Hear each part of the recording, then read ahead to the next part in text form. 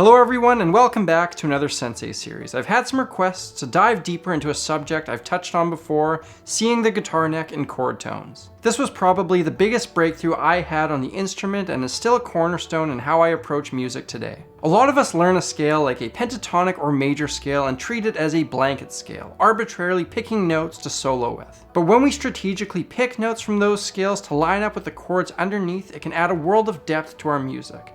To get the most from this video, you're going to want to have a decent understanding of musical theory. If you need a refresher on that front, I've done 2 videos on the subject. I'll put links to them in the description. Any piece of music will have underlying harmony. That is the chords that the melody is played over top of. We want to be aware of the relationship between these melodic elements and the chords. The melody can be the main line sung over top, it could be a riff, it can be a solo.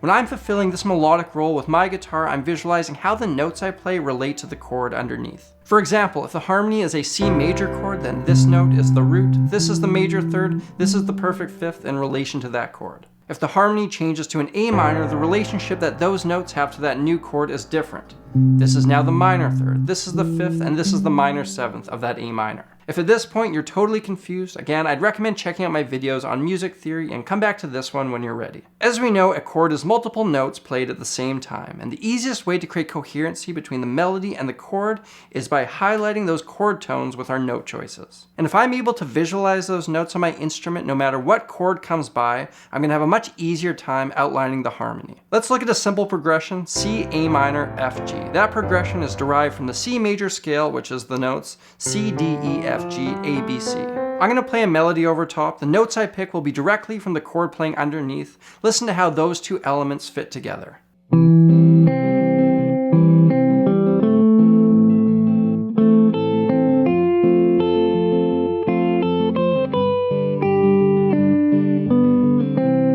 Even if it was a little bit bland, it's easy to hear that relationship. Alternatively, here's how it would sound if I didn't use any chord tones, but still used notes from C major.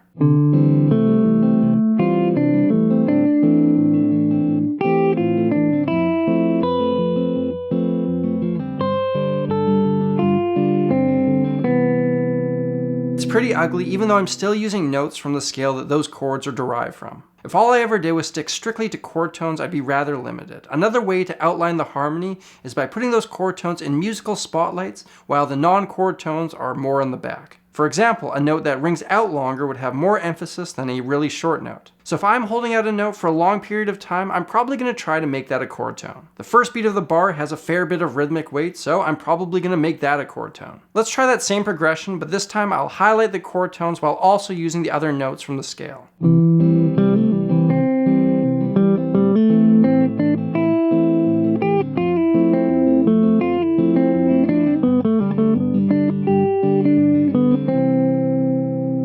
Chord tones in my melody connect what I'm doing to the underlying harmony. Using the same concept, I can also get a little bit outside of the box. So far, I've been limiting myself to the notes from the scale that the chords are derived from, C major. But if in my solo I'm making sure that I'm putting my chord tones in musical spotlights, I can take notes from outside of the scale and put those in the less emphasized places. Chord tones create the connection with the chord, but those outside notes provide a really interesting contrast. Here's an example.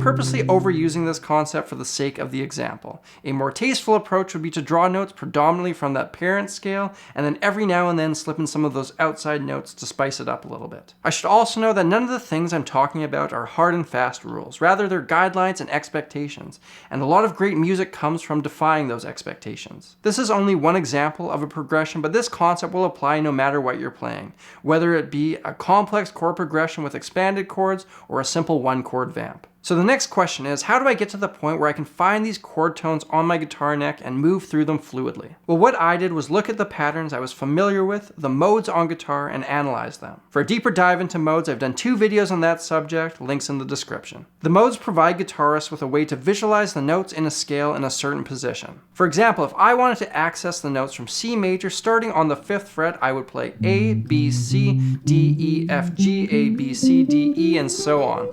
This is called the A Aeolian mode, derived from C major, and each one of those notes has a specific relationship to any chord also derived from C major. If the chord playing underneath is a C, then this note is the 13th, also known as the 6th.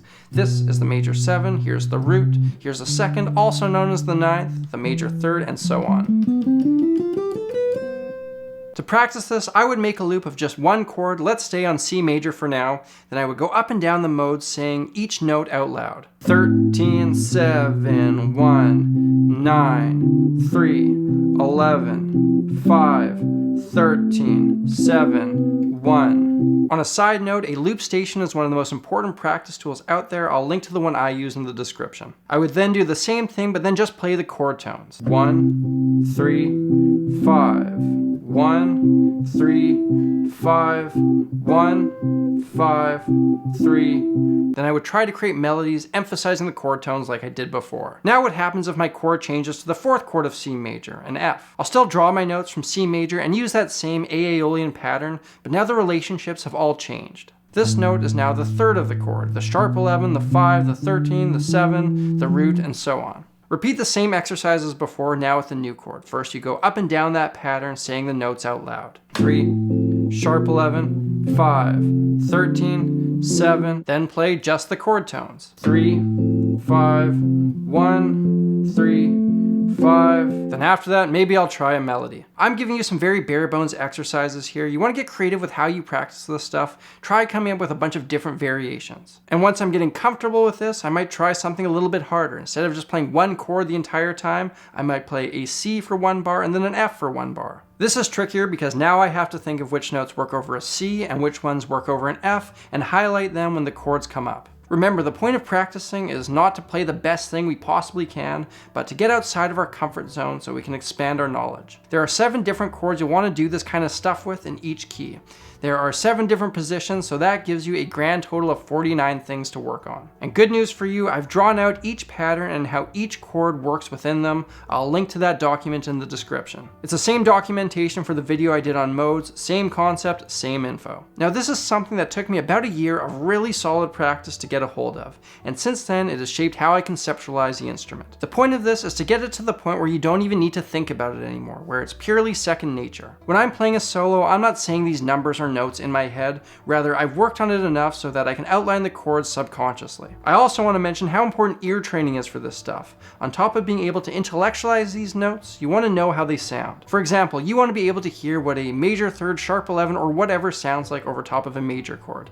To do this, singing and actively spending time on ear training is crucial. I've done a sensei series devoted to that specific topic, link in the description. Now in conclusion, this stuff won't happen overnight. Be patient, do it slow, and you'll see it pay off. Even if you don't do this as intensely as I did, just by introducing some of these elements in your playing, you'll notice a deeper sense of maturity in your music. I hope you found this useful, and good luck in your studies. Thank you all for watching, and a big thank you to everyone who supports my channel through Patreon. Every month I do a giveaway where I randomly select a patron to give a prize to. The prize for this month's giveaway is a loot box full of guitar-related goodies. In it there's things like a capo, a tuner, a wingman option knob, a guitar triller, and a bunch of other things. Patreon is the reason why I'm able to bring you videos like these. So if you like what I do, if you're interested in the giveaway or a bunch of other prizes, please consider hitting that link over there. Until next time, I'm Samurai Guitarist, and I will see you again soon.